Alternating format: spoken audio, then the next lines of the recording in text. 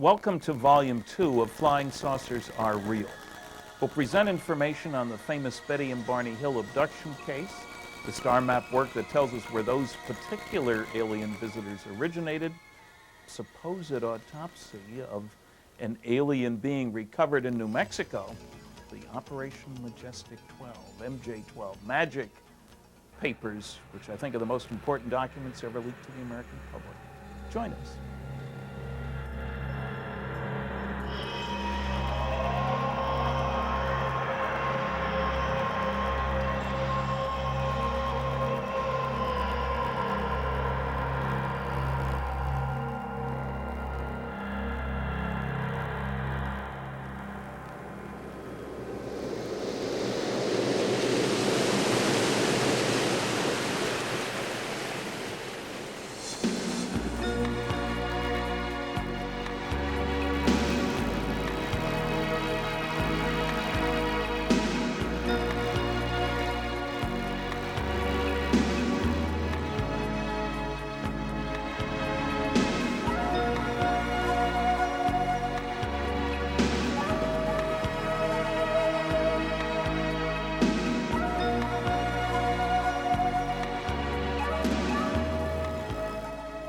There is no way in the world I can tell you everything you always wanted to know about flying saucers in one program or even 5. What I can do is sort of take you by the hand and lead you past the evidence that has led me to the conclusions that I've reached after 35 years of study. The evidence is simply overwhelming that planet Earth is being visited by intelligently controlled extraterrestrial spacecraft. Some UFOs are alien spacecraft. It came from this direction over here, which is toward the Holiday Inn, and just came straight up and then moved directly over us, and then out over across the bay and took a right-hand turn and went in a northeast direction and then blinked out.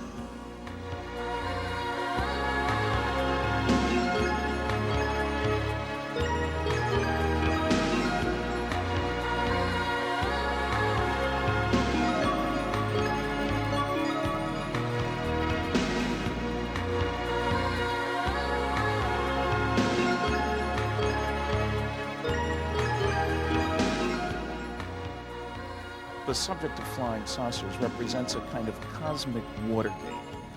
That is to say, some few people in the governments of the United States, Canada, undoubtedly many other countries have known since July 1947, when 2 crashed flying saucers and their crews were recovered in New Mexico, that some UFOs are extraterrestrial spacecraft. Area 51, that mysterious corner of the Nevada test site, is no longer much of a secret. The fact that secretive things go on here is a given, even to the Soviets, who make daily spy flights over the facility to take a peek at what's going on. It's the perfect place for secret things, but of course, that's no secret. 51 is ringed by the forbidden vastness of the Nevada test site, by the looming Groom Mountains, and by sparsely populated desert expanses. The few people who do live out here have no love lost for the military, but they're conservative, patriotic, and they mind their own business. You ever see stuff you can't explain? Sure, lots of stuff. Care to elaborate? No. UFOs. Is there a government conspiracy to keep the truth from America? Tonight on the UFO Conspiracy, a team of investigators uncovers provocative new evidence. We're dealing with a cosmic Watergate. Thursday, October 11th, 1973, around dusk. Charles Hickson and Calvin Parker were fishing at this site on the Pascagoula River when they say a strange craft emitting a bluish light came down and hovered just above the ground 30 feet away. Now living and working in Golden Meadow, Louisiana with his family, Calvin believes the U.S. government has knowledge of extraterrestrial life that it is hiding from the public. I think the government more or less knows about them, but they're just scared to get it out in the public. Do you think the United States government is keeping something from us about UFOs? There's no doubt in my mind that they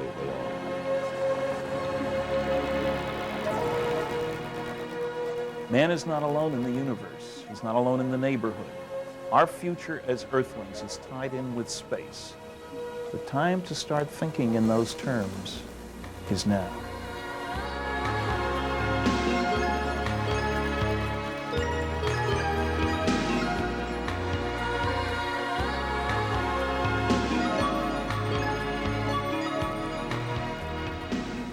There are three different categories of UFO sighting reports.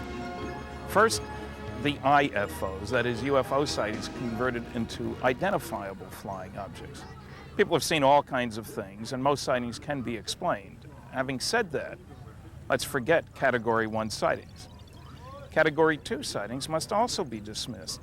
These are the reports for which there is insufficient information on which to base any kind of scientific judgment as to what was observed. If you don't have enough data, forget it. There's no point in wasting your time on those sightings. Finally, that leaves us only with the sightings in Category 3. These are the reports by competent observers of strange phenomena in the sky or on the ground, which the observer cannot identify, which remain unidentified after investigation by competent investigators, and which furthermore we judge to be manufactured objects based on the way they look, not just lights in the sky. And we deduce they were made someplace else based on the way they were observed to behave. This home videotape was recorded during one of the trips to the Groom Mountains. Okay. Good luck. No, what? Did you see that move it did? No, I didn't. It went Because like I kept it went whoa, whoa. Wow, look how bright it's getting. Look at it now. Bright. Not bright enough for you to get the son of a bitch. Here, hold on, right here.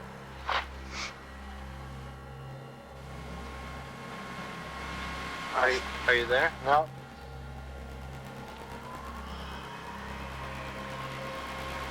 It is bright right now. A major point I'd like to make in this program is that every large-scale scientific study of flying saucers has provided us with a substantial number of Category 3 reports. Competent observer, competent investigator, plenty of data, and every indication we're dealing with intelligently controlled extraterrestrial spacecraft.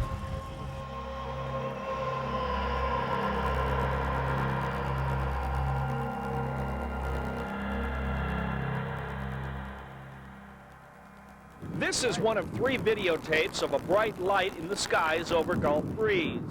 This is another. People have flocked to the south end of the Bay Bridge in the past few weeks in droves over recent reports. What brought you out here in the first place? Curiosity. I'm a skeptic and I don't believe in flying saucers. I had to come to see for myself. Well, what do you think now after what you saw? Well, I'm still not convinced it's a flying saucer, but it's not a plane and it's not a helicopter. So whatever it is, I still haven't made up my mind. Now, the largest study ever done, official, comprehensive, government-sponsored study of flying saucers, was completed, believe it or not, way back in 1955. The study was done by the Battelle Memorial Institute in Columbus, Ohio, a very well-respected research and development firm.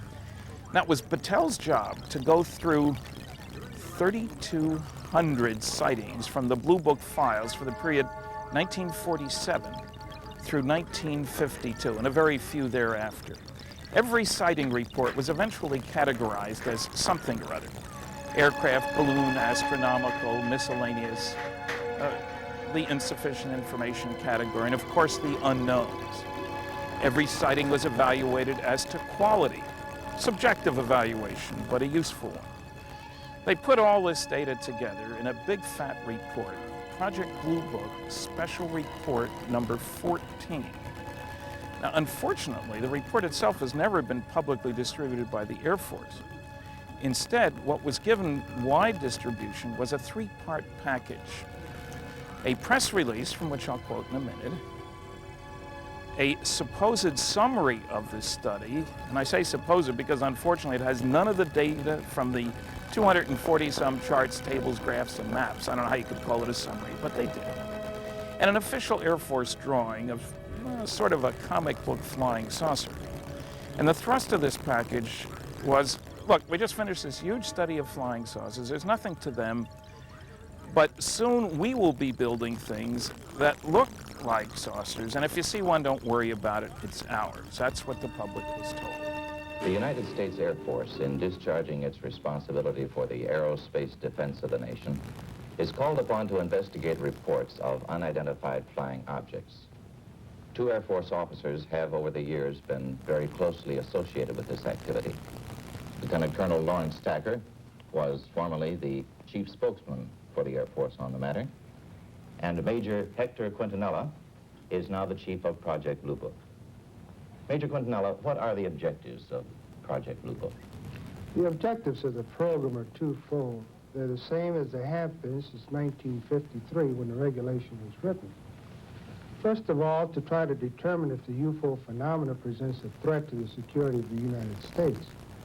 And second, to determine if the UFO phenomena exhibits any technological advances which could be channeled into research and development. There's nothing to hide. There's nothing to hide at all. This is a copy of the privately published version of Project Blue Book Special Report 14. It is kind of interesting that the press release didn't mention the title of the report, because surely some reporter would have said, what happened to 1 through 13? They were all classified at that time, and the Air Force certainly wasn't talking about them.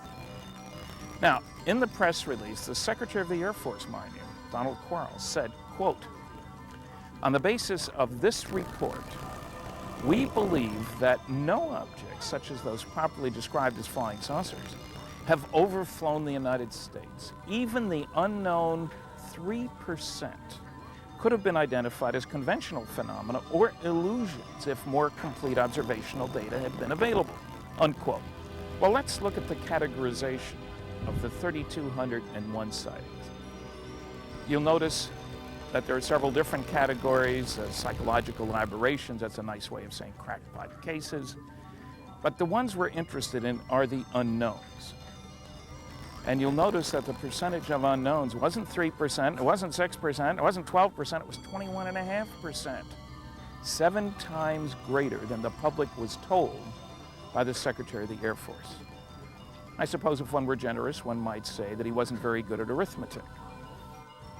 Now, the skeptic at this point might say, hey, wait a minute now, you said earlier that they did a quality evaluation of all those sightings. How do we know that those unknowns aren't just those 2-second observations at 4 in the morning by the town drunks of the world? Perfectly legitimate question. Let's look at the quality evaluation of those same 3,201 sightings. The better the quality of the sighting, because of the background of the observer, the duration of observation, the circumstances, the more likely to be listed as an unknown. Exactly what you'd expect if the unknowns were really something different. Say hello now to Derek from Norfolk. Hello, Derek. Hello, Nick. Hello. What do you believe in? Well, I believe in the UFOs. Do you? I have seen a UFO, actually. I live in Norfolk. I used to be a security guard, so I used to wander around quite a bit at night time. Yes. And remember, at this point, we're dealing strictly with unknowns. Forget all the things that turned out to be Jupiter and Venus and searchlights on clouds and flocks of birds. I mean, the list is as long as my arm. First, what did they look like? Well, typically we're dealing with the unknowns, with apparently round, symmetric, seemingly metallic, disc-shaped objects, definite size, shape, surface texture, things sticking out that might be landing gear, might be antenna, might be decorations. We don't know. Those are interpretations. Typically, but not always, bigger in diameter than thickness, sometimes with a kind of dome, size ranging from, say, 10 feet in diameter up to perhaps 150 feet in diameter. That was the biggest category of unknowns, but there were also some very exciting reports of large cigar-shaped, so-called motherships, into and out of which the little discs fly. Now, with just the physical description of these unknowns, the round ones, the huge mother-shaped objects, the huge cigar-shaped mother vehicles, we have no basis at all for saying these things come from off the Earth. Why not? Well, because there are at least 50 different companies down here on the surface of this planet that could build things that looked as I described. They built a lot of the stuff that's here at the Space Center. You know, Lockheed, NASA, Rockwell International, under contract to NASA, Boeing, and a bunch of other companies. It's only when we add into the picture the behavior of these unknowns that we're suddenly forced to concede that we're dealing with something of extraterrestrial origin.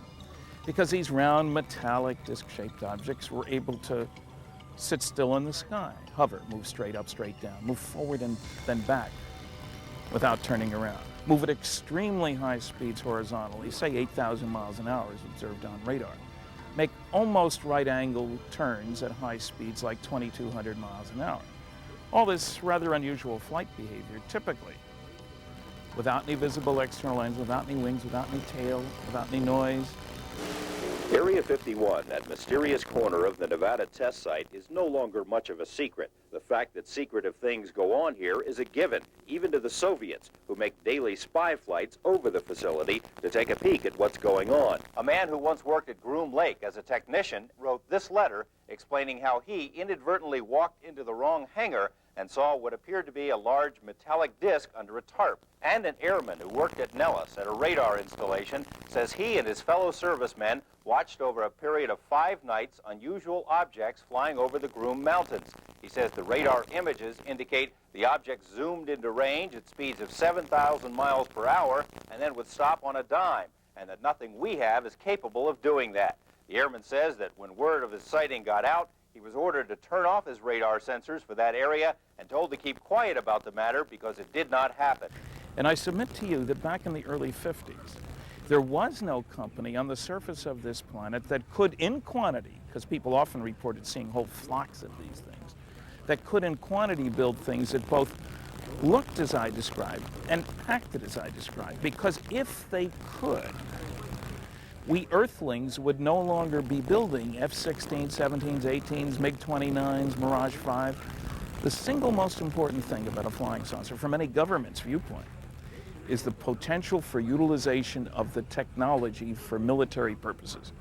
Major Quintanilla, what are the objectives of Project Blue Book? First of all, to try to determine if the UFO phenomena presents a threat to the security of the United States. And second, to determine if the UFO phenomena exhibits any technological advances which could be channeled into research and development. Since we are still building F-16, 17, 18s, MiG-29s, Mirage 5, then what people saw back then wasn't built here on Earth. And if it wasn't built here, it was built someplace else.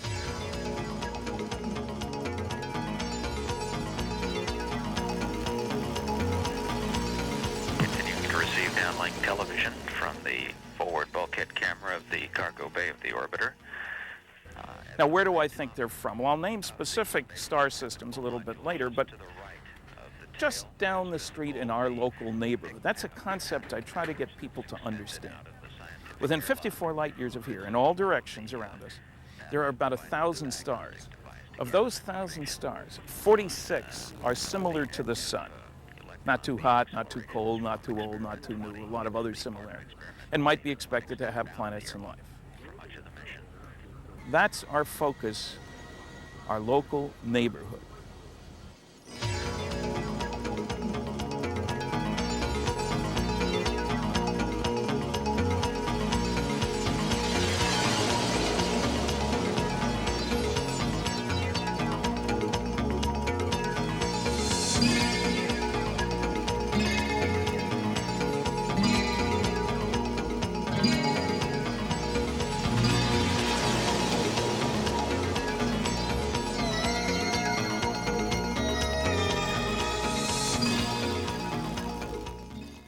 Well, joining me now are eminent scientist and believer in extraterrestrial intelligence, Stanton Friedman. Stanton, if I can start with you. You are a nuclear physicist. You have your feet very firmly on the ground as a scientist, yet you believe in UFOs. How does this come about? It's very easy, since 2/3 of the people who express an opinion about flying saucers say they're real, and the greater the education, the more likely to believe they're real. It would be surprising if I didn't. It comes because I've spent 38 years collecting evidence, reviewing data.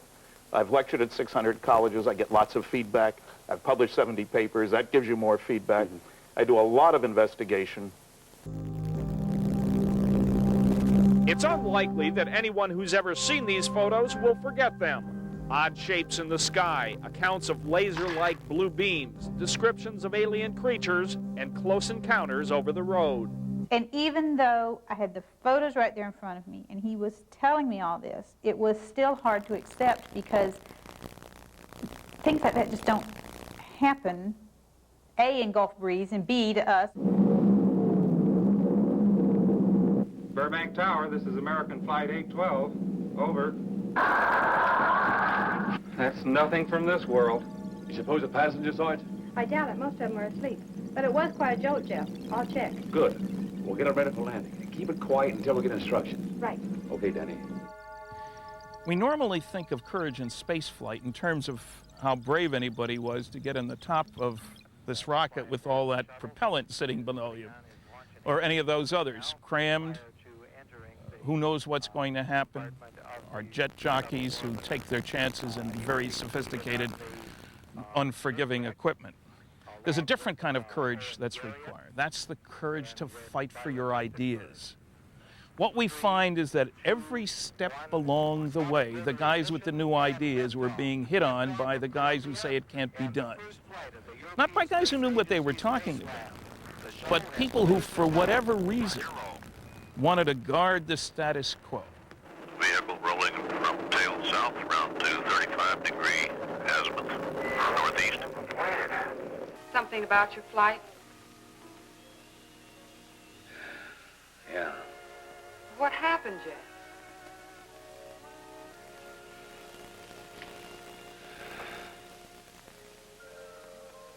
I saw a flying saucer.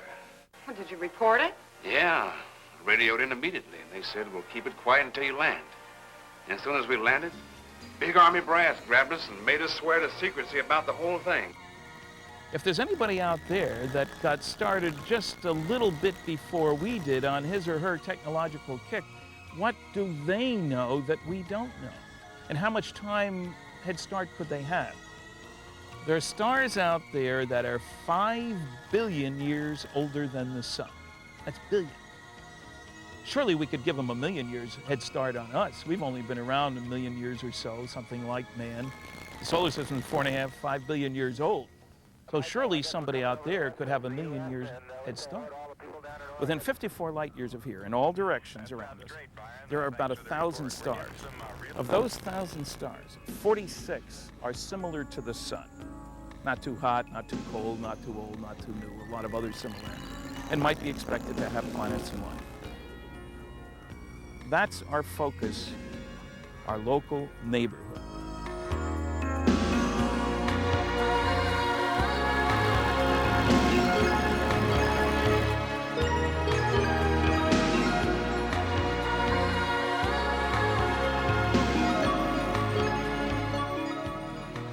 Alleged abductions of humans by aliens have been around since the early 1960s. Betty and Barney Hill, a middle-aged New Hampshire couple, were reportedly snatched up by aliens in a flying saucer and eventually had their memories blocked. Since their case was made public, thousands of others alleged abductions have been reported all over the world. This is Betty and Barney Hill. It's a very famous case, took place in 1961. There's a whole book, The Interrupted Journey, television movie, The UFO Incident, starring James Earl Jones. It was September 19th, 1961. Betty and Barney were driving home to Portsmouth, New Hampshire, which is on the coast between Portland, Maine, and Boston, from Montreal. Driving through the White Mountains late at night, nobody around. Betty spots a strange object. Barney was driving. She's looking out her side. A light in the sky, moving, following the contour of the mountains. And she watched it for a while. She wasn't going to say anything. Suddenly, we began to see a strange light in the sky, which was maneuvering in a very erratic pattern. This light began flying along beside us and did this for about 30 miles until we came to an area known as Indian Head. Took the binoculars, they're bird watchers, took the binoculars out of the glove compartment, looked over at it, and it was strange, and it was moving in a strange fashion. Finally, she worked up enough courage to tell Barney. It's late at night now, after midnight. Barney, there's a flying saucer out there. Oh, Betty, there are no flying saucers. It must be an airplane. He looks, probably a Piper Cub. Don't worry about it. You know what a Piper Cub's doing up there at 1 in the morning, I don't know, but she says, Barney, it can't be. Look at it. Look how it's moving. Look at the lights. Oh, maybe you're right, Betty. It must be a helicopter. A helicopter. There are no flying saucers. And they talk quietly as they're heading south in the valley. This is following the hills. And suddenly it moves out across the road. And at that place, this light left the top of the mountain, came out over the highway, and stopped in midair directly in front of us. Barney jams on the brakes, gets out of the car. He's bound and determined. He's going to prove to Betty there's nothing strange about that strange thing out there. In the first place, it's sitting still. It's just hovering. Less than 200 yards away, he estimates, 60 to 80 feet in diameter, just sitting there and no sound. Sitting there.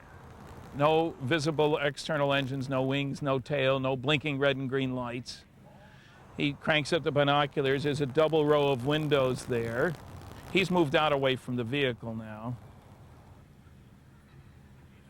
Suddenly, he gets scared because on the other side of the windows looking back at him are some strange-looking beings. He panicked and he ran back to the car saying they planned to capture us and we had to get out of there. And we went speeding down the highway. He burns rubber. He's getting out of there. And at that point, we heard beeping sounds and the car vibrated. They see a sign that says Concord, New Hampshire, 17 miles. Should have been 50 miles. There's a lot of other strange little details that you have to read the book, The Interrupted Journey by John Fuller, to get. Now, when we arrived home, we had many puzzles. The tops of Barney's shoes were scuffed. Our watches had stopped functioning. There were highly polished spots in the trunk of the car. Anyway, they report to the police that next day, who say, call Pease Air Force Base, which is just outside Portsmouth. They report it there.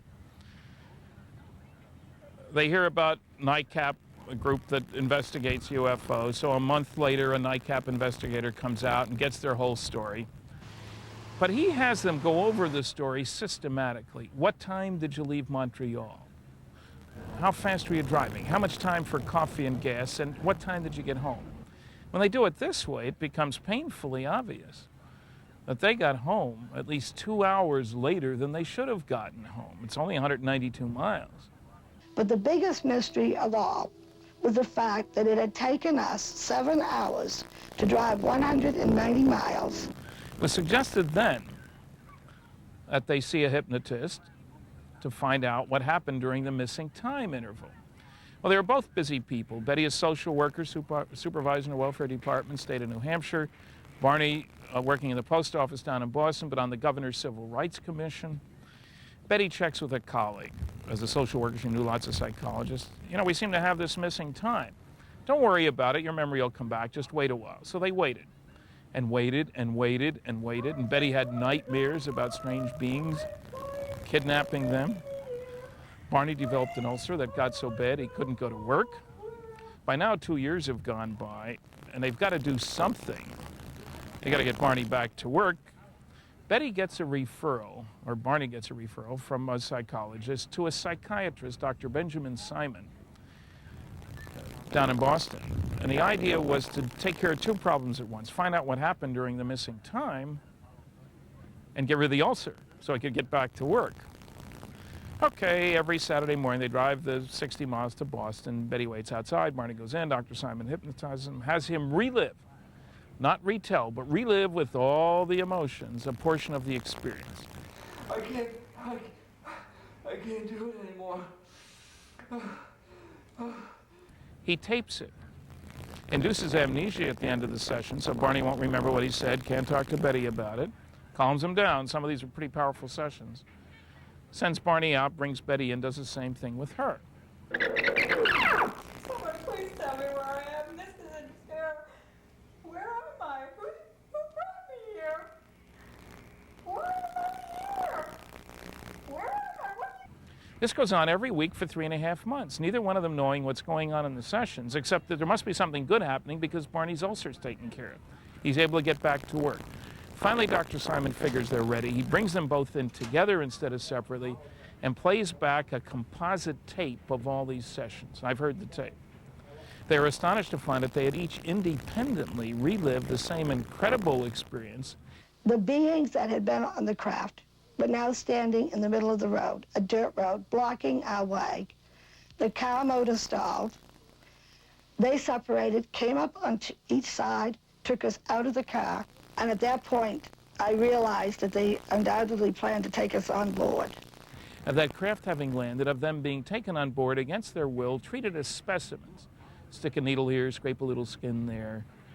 I was taken into the first room, Barney into the second room, where we were given, as the leader, as I call him, gave us testing. No religious messages, no trip anywhere. Our examinations are very much similar in that With both Barney and I, they checked our eyes, ears, nose, throat, took samples of our hair, fingernail, and they scraped our skin. They were put back out, told they wouldn't remember, and didn't until this elaborate, sophisticated, expensive procedure was conducted. Now, let's face it, that's a pretty far-out story. Well, I read the book, The Interrupted Journey. I read the 2 Look magazine articles. I talked to John Fuller, talked to Dr. Simon. It was in my gray basket. Not black, not white, maybe. Everybody needs a gray basket about UFOs. And then I had the lucky opportunity in November 1968 to spend 4 hours with Betty and Barney, just the 3 of us, in Pittsburgh, where I was living. I was very impressed with them. Obviously sensible, sensitive, intelligent people. Make a long story short, I buy the story. And you say, big deal, you believe them, where's the evidence? Well, there's a lot of different kinds of evidence. I only want to focus on one part of it as appropriate for being here at the Space Center. Betty, under hypnosis, is reliving how she's trying to get the leader of this 11-being crew to tell her where he's from. And the understatement of the decade. I said, I know you're not from this planet. Now, Barney was in another room. They were being examined separately. So finally, to get her off his back, this leader shows her what I can only describe as a 3-dimensional star map. It was like an aquarium with points of light, which were supposedly stars, 3 feet by 2 feet by 2 feet. 3 different kinds of lines connecting these stars for trade expeditions and occasional expeditions and regular heavy trade. 2 big circles that were supposedly the base stars connected by lots of lines. And she's looking up at this thing, and she asks the leader, well, where are you on the map? Wise guy alien, he says, do you know where you are on the map? I told him no, that I knew nothing about astronomy. How can I tell you where you're from where I'm from if you don't know where you're at? I just didn't have the necessary knowledge. Now, poor Dr. Simon, the psychiatrist, world-class expert on post-traumatic stress syndrome using hypnosis to unlock what happened. I mean, it's bad enough he's got 2 intelligent people here telling this crazy story about a saucer landing, beings taking him on board, but now he's got a star map and trade routes, oh boy. He asks if Betty can remember what the map looked like. She says yes. He gives her a post-hypnotic suggestion. If and only if she can remember it accurately, please draw it later on. She goes home and she draws, and you can see it here. This is what was published in the book. And it's kind of fascinating. Trade routes and occasional expeditions, but there is one little teeny tiny problem. What does it mean? We have no reference point. It's obviously not all the stars in the galaxy. It's not all the stars in the neighborhood. We'll never know is what people thought. Maybe it means something, maybe it doesn't, but there's no way to find out. Well, a brilliant woman named Marjorie Fish had read the book. She was curious. She didn't think aliens would look anything like us, and they seemed to be sort of humanoid. But she visited Betty and decided, well, there was one thing she could do. She could build a 3-dimensional model of our local galactic neighborhood and see if she could find a 3-dimensional pattern that matched the 2-dimensional one that Betty drew. Well, it turned out she's now built a total of 26 3-dimensional models. The point of doing this now is that the stars are where they are. They're not randomly distributed. If we build a model, we can look around it from all different directions. What's difficult about doing this is we have great angle data on the stars. We know where to aim a telescope to see a particular star. 2 angles tell us. But we don't have good distance data. Astronomers aren't going anywhere. It doesn't much matter how far or how close along this line of sight. But you can't build a model without the distance data. Now, Marjorie thought she'd get many fits to the map. She got none until she built a new model using the newest data, the Gliese catalog, Wilhelm Gliese catalog of nearby stars, had the best data ever compiled on the distances. She rebuilt the model, and lo and behold, there was the pattern, angle for angle, line length for line length, what Betty had drawn. It was a special day for Marjorie, believe me. Now, here's one of her models that matches the star map. Now, there's several special things here you have to understand. First is a local neighborhood. The biggest model only went out 50 light years or so right next door. Second, all the stars connected with the lines are the right kind for planets and life, sun-like stars. And all the sun-like stars in this very well-defined three-dimensional volume of space are in the pattern. Now, the chance of that happening by accident, remembering that only 46 out of the 1,000 stars in the local neighborhood are like the sun, and yet every one of the pattern stars is a sun-like star, and every sun-like star in this volume of space is part of the pattern. The chance of that happening by accident, 1 in 10,000 or 1 in a million, depending on whose statistics you believe. Several special things now. One, the pattern makes sense, near a star, near a star, near a star. That's good, not back and forth. Two, strangely enough, it turns out that all the pattern stars are in a plane. It's like pepperoni on a pizza pan, thin pizza, all in a plane. Rather than raisins in a big fat loaf of raisin bread, which is what you'd expect that they'd be distributed all over the place. Nobody knew that before Marjorie's work. Most important, nobody doing what Marjorie did before Betty had the experience in '61 or the book came out in '65 could have come up with the same identification of the stars because the correct distance data wasn't available until 1969. Obvious question. Where did Betty, a social worker who knew nothing about astronomy, get the right information as to where the stars were in 1961 when nobody on this planet had that information at that time? The only possible explanation is that it came from somebody from off the Earth.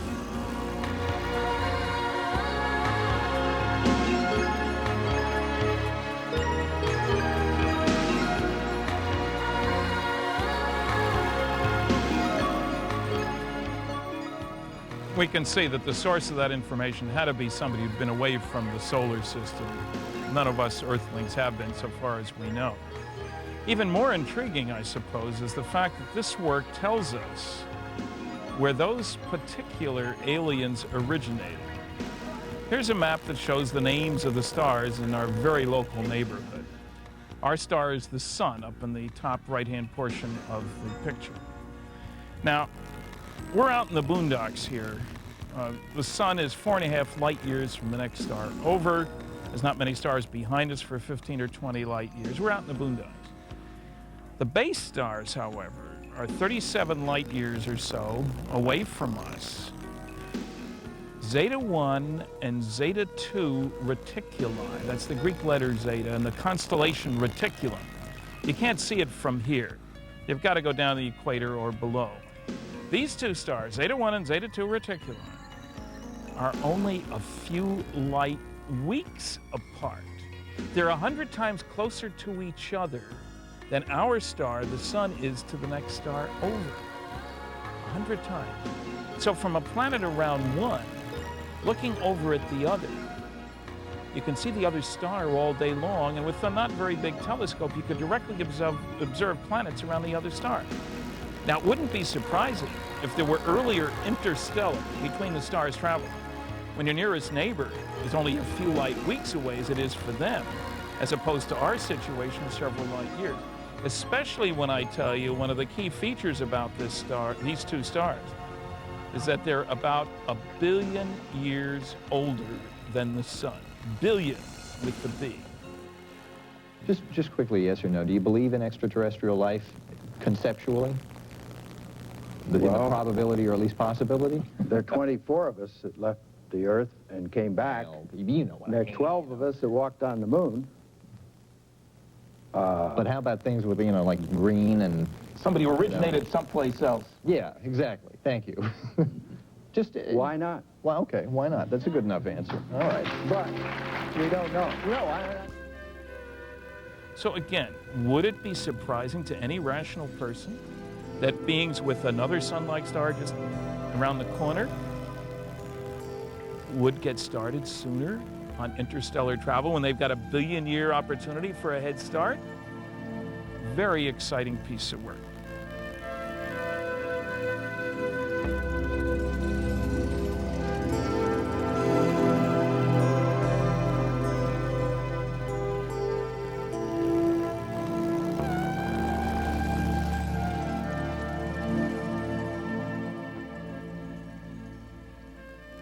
I received a copy of the radar report from Pease Air Force Base, where they had tracked an unidentified craft at 2:14 a.m.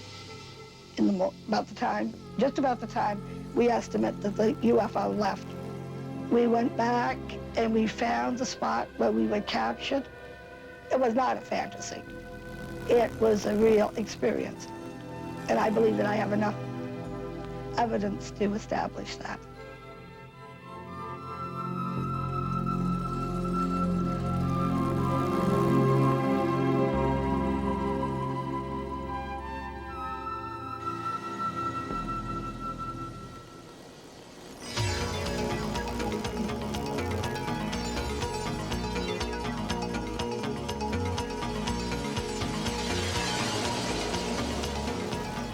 An obvious question, of course, is what did those guys look like?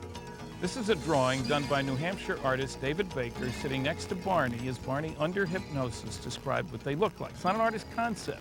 It's a police artist drawing of a kidnapper, if you want to look at it that way. Here is a sculpture done from a bunch of drawings like the ones you just saw. Your typical little gray man, or typical Zeta Reticulum, whatever you want to call him. 2 arms, 2 legs, a head and a body, skull bigger in proportion to the body than ours, big eyes, practically no nose, mouth, ears. Typical alien. Not a cross between a giraffe and a zebra. The science fiction writers are much more imaginative than the abduction witnesses. Remember now, this is one of hundreds of cases that have been carefully investigated of abductions. It's happening. Whether we like it or not is beside the point. The evidence suggests, beyond any doubt, as far as I'm concerned, that we're being visited by some form of intelligence which is higher than ours, and some kind of technology which is higher than ours, and it is able to pick up human beings at will as objects of study, the way we might a lesser species. To admit all of those things as possibility, as a real possibility, is to be staggered. So we keep it at arm's length conveniently. The evidence is simply overwhelming that planet Earth is being visited. Now, you got to ask the right question.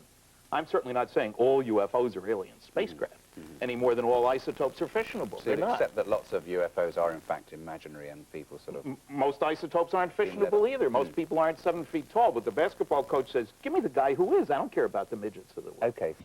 Let's just set it up. You're a very successful builder, contractor in Gulf Breeze, making good money, and one night in November of '87, right, you see an object. Right. I had no inclination as to what that day might bring. It was Veterans Day, 1987. I'd come home and was wrapping up my business for that day, sitting in my office, looked out the glass picture window over my desk in my office, and a light caught my eye through the pine burrows of some trees out in my circle driveway, and lo and behold, I couldn't figure, what is this thing? There's a glow there, what is this? And it was obscured by the trees. So I was curious enough, so I got up and went to my front porch. Got a little bit clearer look at it, and just the adrenaline starts flowing because you realize immediately you're not looking at something of our technology or technology that you think that we might possess.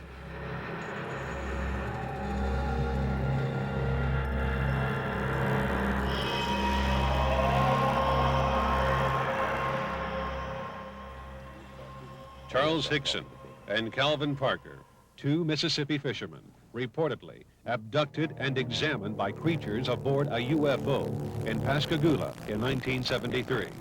A doorway appeared and 3 creatures floated toward them. They just seemed to glide outside, and one right behind the other, and there was 3 of them. Area 51, that mysterious corner of the Nevada test site, is no longer much of a secret. We have communicated with several people who say they know of the saucer program. A technician in a highly sensitive position told us it is, quote, common knowledge among those with high security clearances that recovered alien discs are stored at the Nevada test site. A Las Vegas professional who once served in the military and was stationed at the test site says he saw a flying disc land outside the boundaries of Area 51. The best paper by far, in my opinion, was one by the late Dr. James E. McDonald.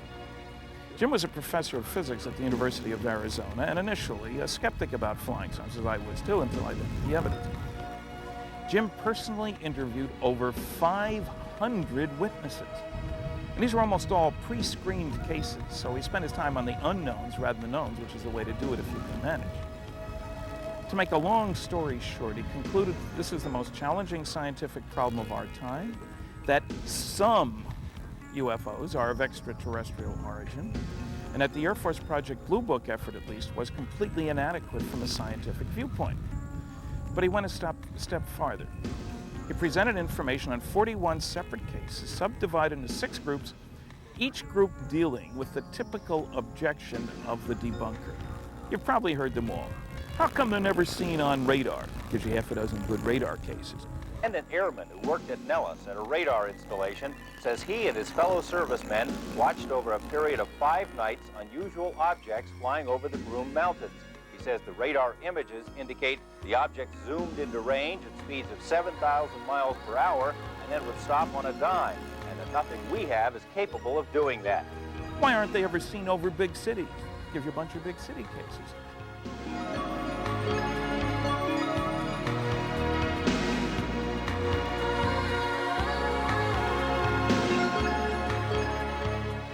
He gives you many multiple witness cases. 10 witnesses, 20 witnesses, 50 witnesses.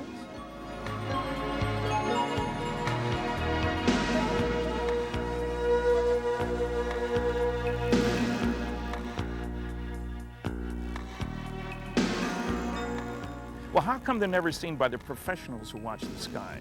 The meteorologists, the astronomers, the pilots. He gives you a bunch of sightings by each of those groups as well.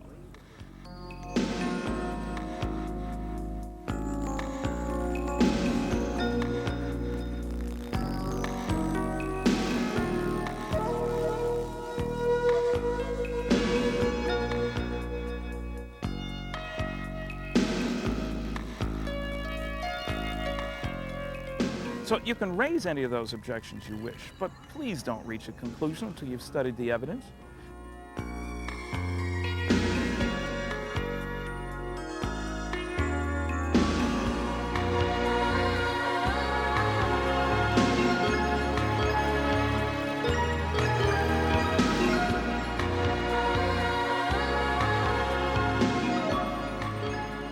But just briefly, you do believe there's been a cover-up, don't you, in the States? Oh, there's no question that there's a cosmic Watergate. It's easy to establish. We've gone to court using the Freedom of Information Act.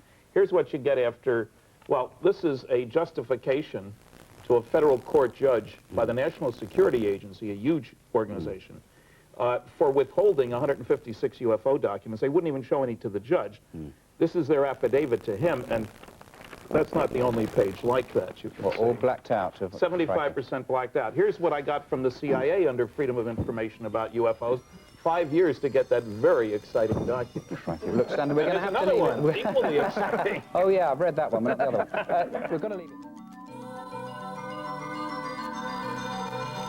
On January the 13th, a Friday appropriately, on an English talk show, Nick and Ann, a British rock musician named Reg Presley, no relation to Elvis, startled the world by saying that he was aware of 15 reels of 10 minutes each of 16mm footage shot of autopsies and wreckage relating to crashed flying saucers in New Mexico. Incredible news.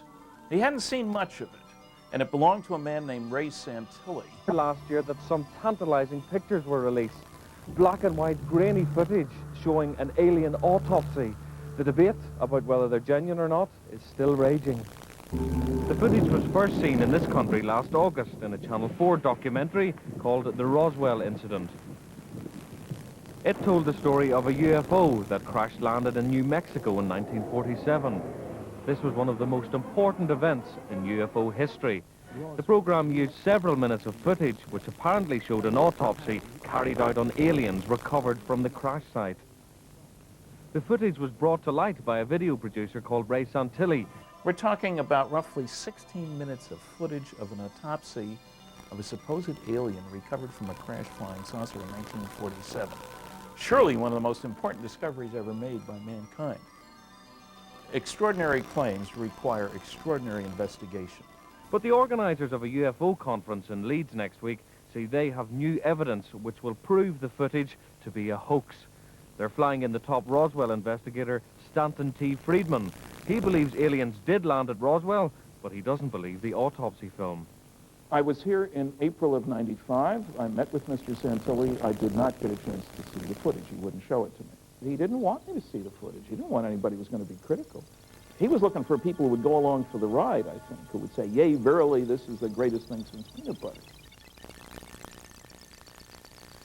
Now, on about July 2nd, there was apparently a mid-air collision between two flying saucers in New Mexico. One of them came down almost intact in the plains of San Agustin, a very remote area west of Socorro, New Mexico. The other part, apparently, part of it exploded, showering debris on the Foster Ranch, southeast of Corona, New Mexico, northwest of Roswell. And a couple miles away, apparently, bodies were found. There was some lightweight, very strong, seemingly structural material that you couldn't break through with a sledgehammer. Very thin.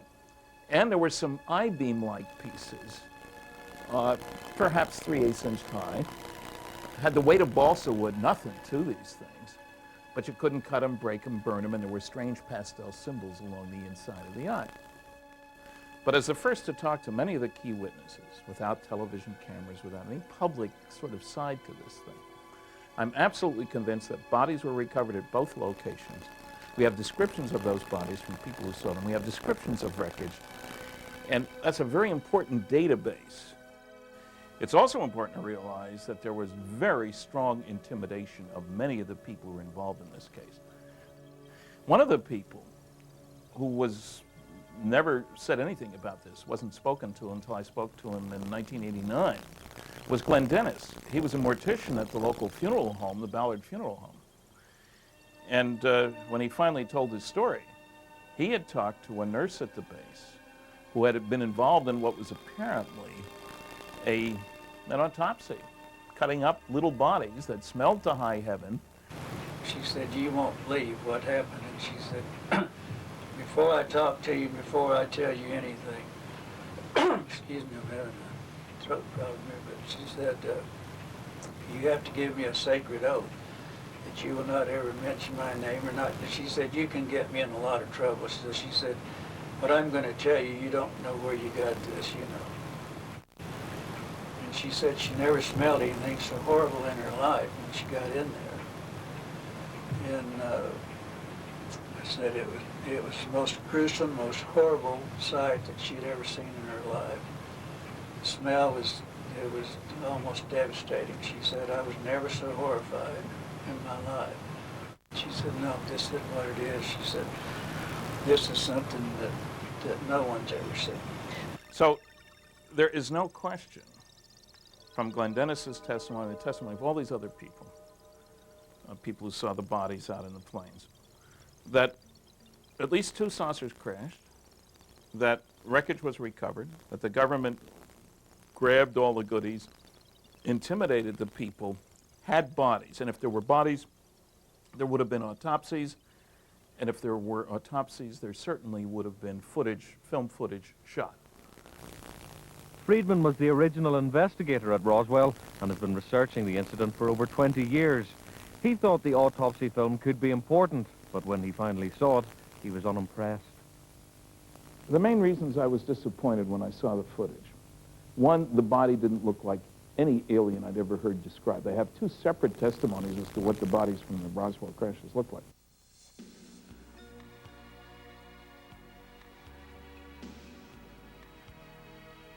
The question is the footage genuine?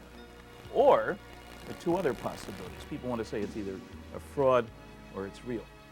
It could be footage shot of a real autopsy of a genetically handicapped or several Earthlings, as opposed to just a Hollywood production. We have all 3 possibilities, and we don't know. So I have made a very massive effort, as have a number of other people, to try to sort this out. One problem is that every time I checked on Mr. Santilli, he wasn't telling the whole truth. As time has gone on, we've looked more carefully at the footage itself. For example, there's one scene where the right hand seemingly is completely separated from the arm. There's a little wedge of space there. This is with 6 digits now. And then later, it seems to be attached, as if somebody took a hand and put it on an arm. But one of the witnesses that talked to Glenn Dennis, a nurse at the base hospital, told him. She said, last night I made a diagram. She said, you won't believe this, but she said, I made a diagram, and she said, these little bodies. And she gave me she drew me a diagram of an arm, because she said the anatomy from the shoulder to here was real short, and this arm was longer here. Which is the reverse of our situation. She said 4 digits. That doesn't match. Practically no ears, nose, mouth, just a little slit, some holes, and yet there are very clear ear folds, whatever you want to call them, and something of a mouth and certainly a nose. The eyes were very deeply set back and set in. And she said the amazing thing about the skulls that it wasn't like ours, that it was kind of like a newborn baby. They were kind of flexible, that, you know, the doctors could move, that it wasn't, you know, like a hard skull. None of this stuff matches. Now, I cannot say that we have proven that this is a hoax shot by this company at this location on this date. And Mr. Santilli told me not only that they had boxes of material about the cameraman, which proved that he was who he says he was and where he says he was at the time. None of that's been put forth. But he also said that Kodak had dated the film. Well, as it turns out, they hadn't. He'd given them a piece of leader with no image on it. Well, Kodak's requirements were about 50 frames, 2 seconds worth roughly, of film full width, because shrinkage is important from determining dates, and with image that's in the autopsy footage. He promised to provide it, promised to provide it, promised to provide it. The wreckage in the film.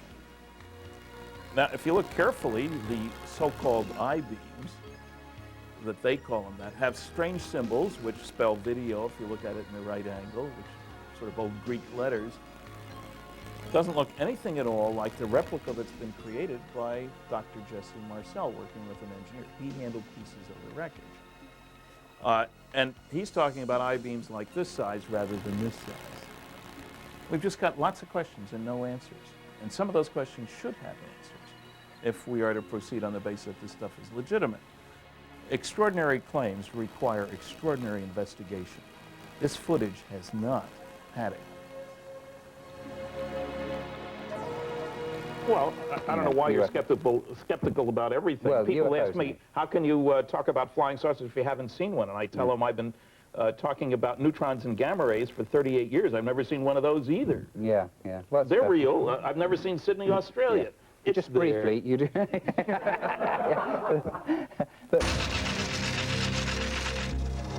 UFOs.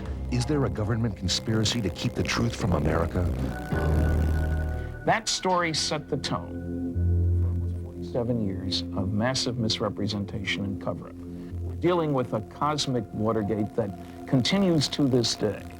And one of the many myths about this subject is that the Freedom of Information Act gives you access to anything you want. There can't possibly be a cover-up that would extend that law. A group of us called Citizens Against UFO Secrecy went after the CIA. We want your UFO stuff. They said, we don't have any, go away. We appealed, they denied, we go to court. Judge says, do a search. They come back to court, they'd found 239 UFO documents.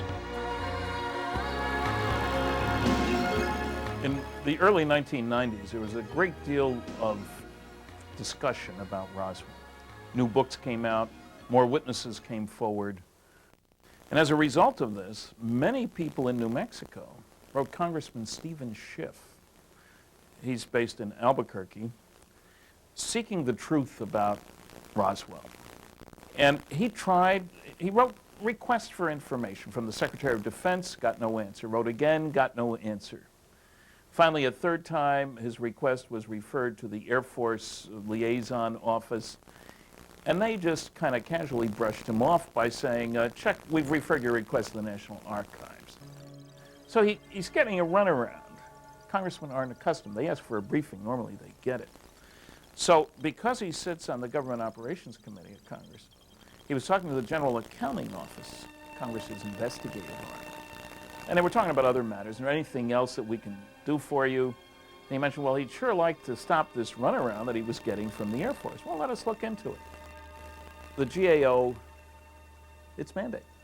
Look around all the possible government agencies, find out where their records are located, and see what you can find out about Roswell. So it's a massive effort. They sought information from the Air Force, from the CIA, from all kinds of other agencies. And you have to locate records, not always easy. The Air Force, in its infinite wisdom, decided to take the GAO initial challenge.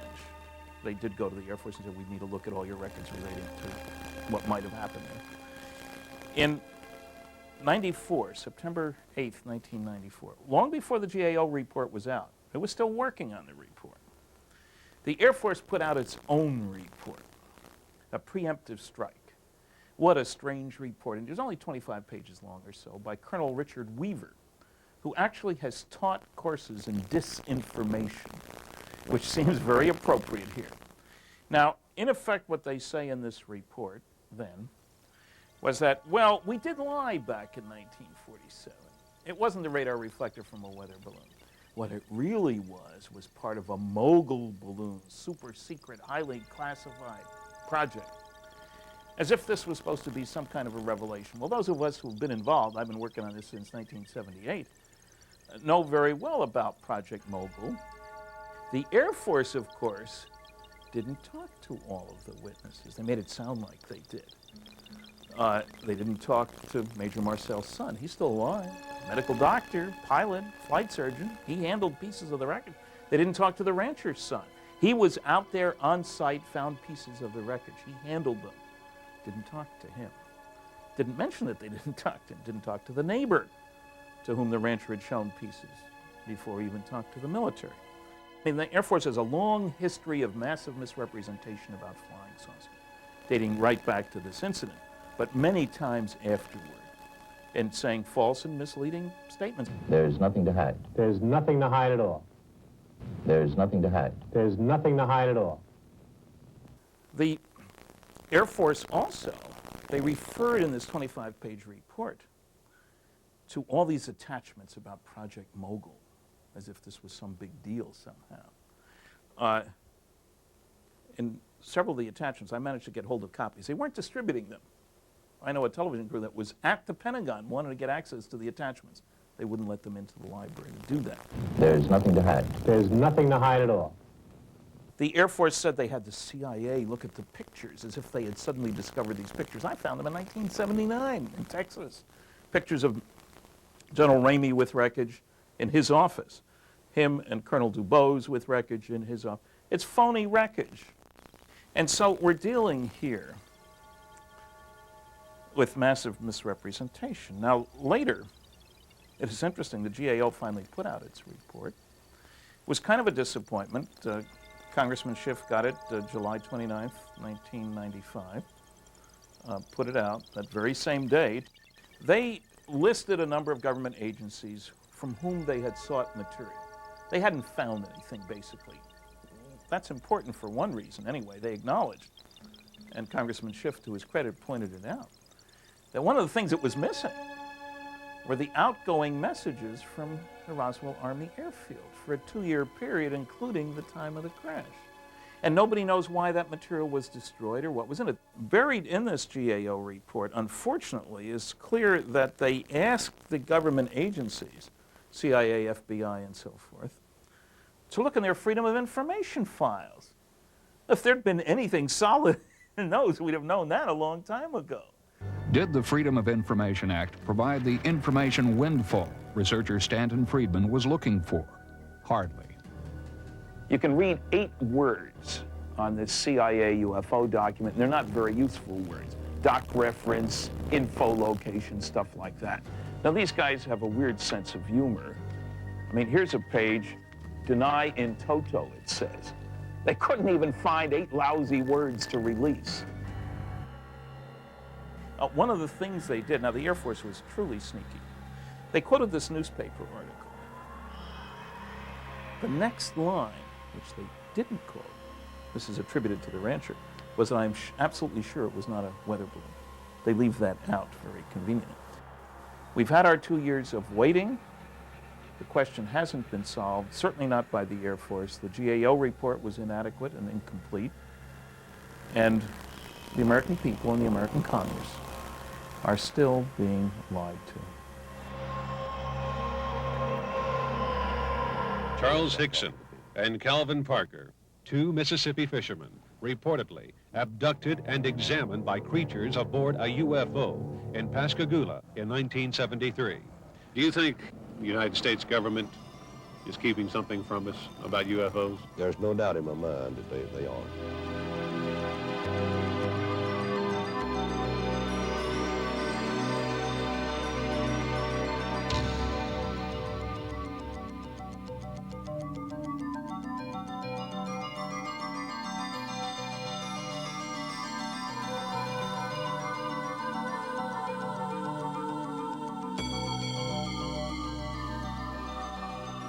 In December 1984, I was first informed that two colleagues of mine in California, Jamie Chandray and William Moore, had received in the mail a roll of film on which there were 2 sets of 8 negatives each of a highly classified document which said that there was a crashed flying saucer recovered near Roswell, New Mexico in July 1947. It was a briefing for President-elect Eisenhower dated 18 November 1952. 8 pages is all we had. There's a list of a whole bunch of attachments which weren't there. And the 8th page was a supposed memorandum from President Truman dated September 1947 establishing a group called Operation Majestic 12.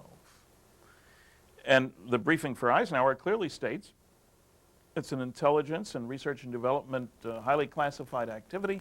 It names the members of the Majestic 12 group, which included the first 3 directors of Central Intelligence, several outstanding scientists. It was an all-star cast. The question, of course, is were these documents genuine? I spent well over a decade on these documents.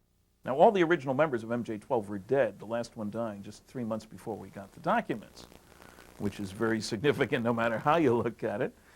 Document classification is confidential, secret, top secret, and then top secret something, ultra, umbra, magic, whatever. That's a compartmental designation. You can only have access to that information if you've been cleared for that compartment.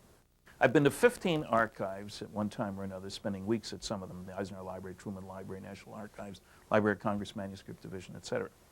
I have never yet seen special compartmented information. It's extraordinarily rare.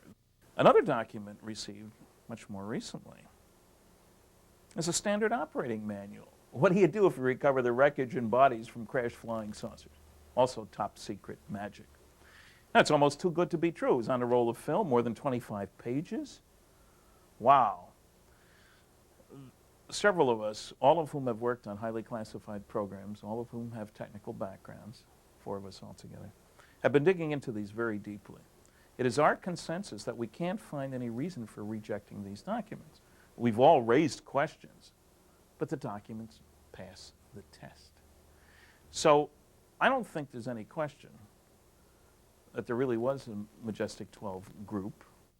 What's interesting about the operating manual is it makes it sound routine, the recovery of wreckage.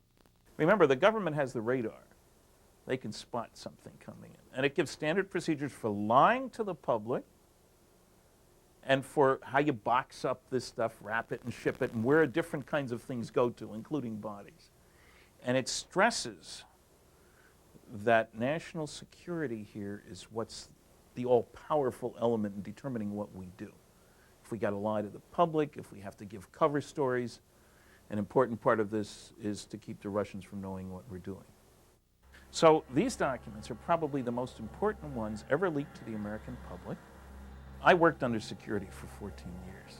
I can appreciate the need for security about certain things sometimes. But I think it's time that the American people and the rest of the world got told that planet Earth is being visited by extraterrestrial spaceships, that we've known about it since 1947. We have bodies, we have wreckage, we've learned a lot of technology. I think the public can handle it. Don't you?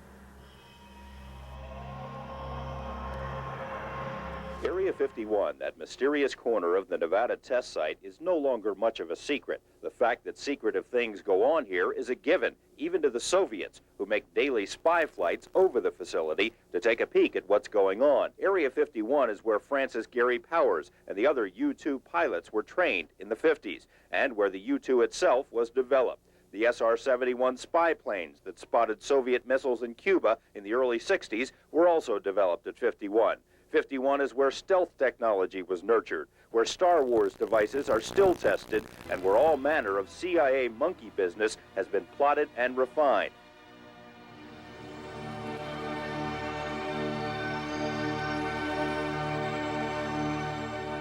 And I feel that there's absolutely no sign of a hoax, that the photographs are genuine, that the witnesses are telling the truth, and that this presents probably the best, without any doubt, the best photographic evidence in 40 years of UFO investigations.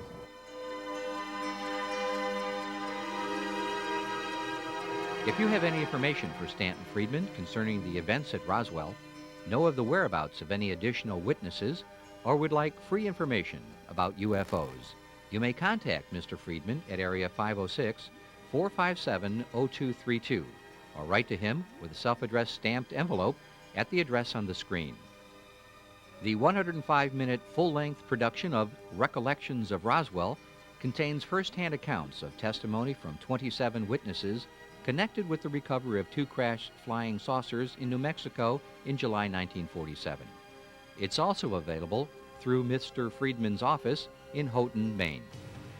If you enjoyed the music on this program, it's from Angels, Aliens, and Archetypes and The Atlantis Factor by Mark Twain, and is available on CD or cassette from Backroads Music.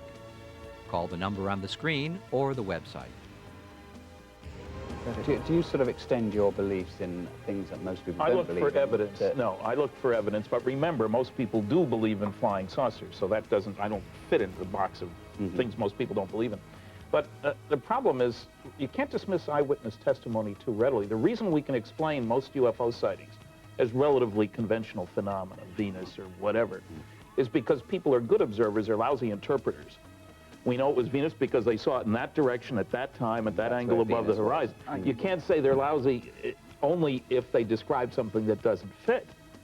And in courts of law, after all, eyewitness testimony is extremely important.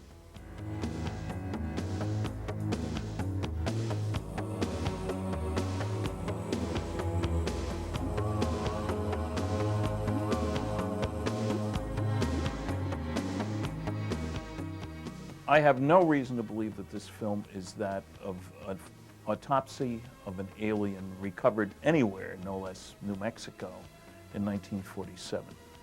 The body, the wreckage, the story, there is no validation whatsoever.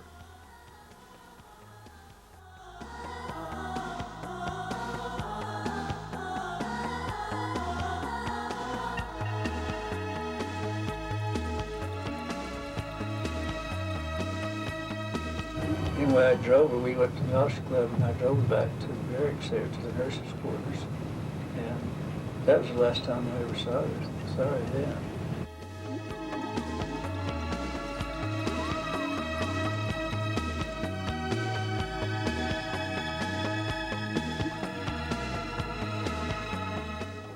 This is the most fantastic story I've ever heard. And every word of it's true, too. That's the fantastic part of it.